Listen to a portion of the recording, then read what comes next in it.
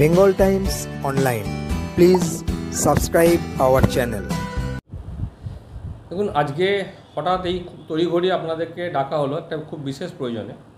বিগত বেশ কিছুদিন ধরে আমরা লক্ষ্য করছি যে পার্টির পদাধিকারী বা পার্টির নির্দিষ্ট যাদেরকে বক্তব্য রাখার কথা, তাদেরকে বাদ দিয়েও বহু লোক নিজেদের মতো করে পার্টির ফ্লেক্স বলুন, পার্টির ফ্ল্যাগ বলুন টাঙিয়ে তারা বক্তব্য, প্রেসের সামনে বক্তব্য দিয়ে দিচ্ছে বা প্রেস বাইট আলাদা করে দিচ্ছে।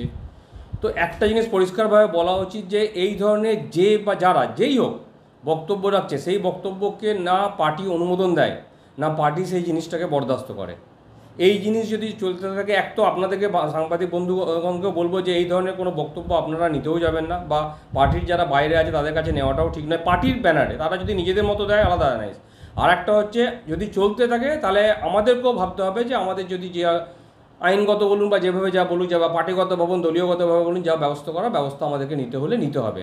কারণ এই জিনিসটা ঠিক নয়। পার্টির ব্যানার লাগিয়ে পার্টির বক্তব্য রাখবার দিয়ে সেখান থেকে হচ্ছে পার্টির সম্বন্ধে খারাপ কথা ভালো কথা যাই বলি, এটা কিন্তু করা যায় না।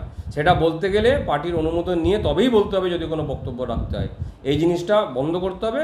এটা খোলাখুলি পরিষ্কারভাবে সবাইকে জানিয়ে দেওয়া হচ্ছে যে এই ধরনের বক্তব্য দেওয়া যাবে না বা পার্টি এটাকে মানবে না। যারা পার্টির ব্যানার বা ফ্ল্যাগ টাঙিয়ে প্রেস মিট করছে বা বক্তব্য দিচ্ছে, তারা কি বিজেপির না অন্য কোনো দলের?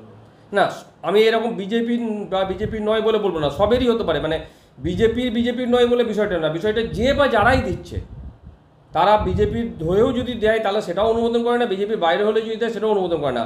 পার্টির নির্দিষ্ট প্রোটোকলের মধ্যে থেকে যাদের বক্তব্য দেওয়ার কথা তারাই বক্তব্য দেবে, এবং সেই বক্তব্য হচ্ছে পার্টির বক্তব্য, পার্টির লাইন আপের বক্তব্য, যেটা পার্টি অনুমোদন করবে।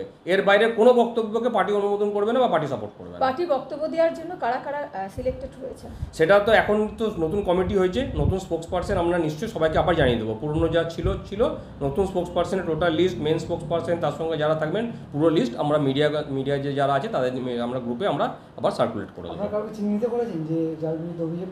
না, কোনো বিশেষ কোনো আমরা নাম বলবো না, অভিযোগ করবো না, কিন্তু এইটার মাধ্যম দিয়ে সবাইকেই বার্তাটা দিতে চাই যে কেউ যেন এই ধরনের বক্তব্য না দেয় বা বক্তব্য দেওয়া থেকে যেন বিরত থাকেন।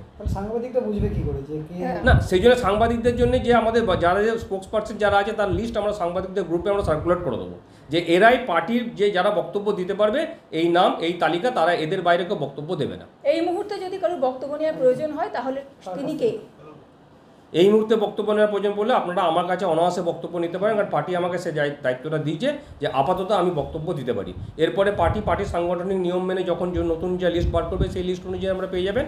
আপাতত যতদিন না লিস্ট বেরোচ্ছে ততদিন আপনারা আমার কাছে বক্তব্য নিতে পারেন, তাই নিয়ে কোনো সন্দেহ নেই। এই আপনাদের যে এই সিদ্ধান্ত বা এই যে বক্তব্য মিডিয়ার সামনে রাখতে হলো, সেটা কেন? মানে কারা কারা এরকম আপনাদের পার্টি থেকে কারা এরকম দ্বিচারিতা করেছে? না, এটা সিদ্ধান্ত বলবো না, এটা দেখা যাচ্ছে একটা পার্টি একটা মিসকনসেপশন তৈরি হয়ে যাচ্ছে। মানে আমি একটা ফ্লেক্স লাগিয়ে বসলাম যে আমি আমার মতো করে বক্তব্য দিয়ে দিলাম, কিন্তু আদৌ সেটা যে আমাদের সাংগঠনিক বক্তব্য কি বক্তব্য নয় বা সাংগঠনিক দৃষ্টিভঙ্গি কি নয় সেটা কিন্তু সে জানে না। সে কিন্তু বক্তব্যটা তার মতো করে মনের মতো করে রেখে দিল। দেখা যাচ্ছে সেটা কিন্তু আমাদের সাংগঠনিক যে দৃষ্টিভঙ্গি তার পরিপন্থী হয়ে যাচ্ছে। তাহলে একটা জনসমক্ষে একটা কী যাচ্ছে, যে একটা দুরকম বার্তা যাচ্ছে, যে পার্টি বলছে একটা, আর সে একটা বক্তব্য পার্টির ফ্ল্যাগ লাগিয়ে সে বক্তব্য দিয়ে দিল, তার বক্তব্য হচ্ছে এটা। অ্যাকচুয়ালি তাহলে পার্টির বক্তব্য কোনটা? এই যে দ্বিচারিতা হয়ে যাচ্ছে, এটা থেকে আমরা নিজেরা আইডেন্টিফাই করতে পেরেছি, এবং আমরা এরকম ভারতীয় জনতা পার্টি এই দলটা নিজেরা আইডেন্টিফাই করেছি। আমরা নিজেদের থেকে শুধরাতে জানি বা শিখি, সেই জন্য আমরা নিজেদের থেকে মতো করে শুধরে নিই, বলছি এই জন্য করা যাবে না। অন্য কোনো হলে যে কেউ যা খুশি বলে দেয়, চালিয়ে দেয়, সেটা তাদের বক্তব্য, সেই পার্টির বক্তব্য।